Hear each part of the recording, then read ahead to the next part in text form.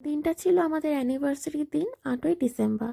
কিন্তু কিছু ব্যস্ততার কারণের জন্য ভিডিওটা আমি পোস্ট করতে পারিনি। তো বরমশাই গেছে স্নানে, আর সেই ফাঁকে আমি সমস্ত কিছু সাজিয়েছি তাকে একটা ছোট্ট সারপ্রাইজ দেবো বলে। এখন শুধু তার আসার অপেক্ষা, সে আসলে তাকে এই ছোট্ট গোলাপ ফুলটা দিয়ে উইশ করব। আর এদিকে আমি প্রত্যেকটা মোমেন্ট তার পায়ের শব্দ ফিল করার চেষ্টা করছি যে সে কখন রুমে আসবে। আর এই দেখো আমি যেভাবে ডান্স করা শুরু করেছি, আমার মনে পড়ে আমার বিয়েতেও আমি খুব ডান্স করেছিলাম আর খুব এনজয় করেছিলাম। তোমাদের একটা কথা বলি, বিয়ে যেমন জীবনে একবার হয়, অ্যানিভার্সারিও কিন্তু বছরে একবার আসে। তাই সেলিব্রেশনটা ছোট হোক কিংবা বড়, নিজেদের অ্যানিভার্সারিটা নিজেদের ভালোবাসার জন্য অবশ্যই সেলিব্রেট করা উচিত।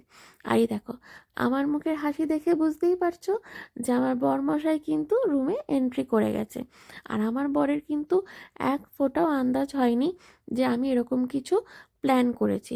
দেখো, সারপ্রাইজটা হতে পারে ছোট, কিন্তু একটা ছোট্ট জিনিসও অনেক খুশি দিতে পারে। তো যাই হোক, অনেক বড় বড় কথা বলে ফেললাম।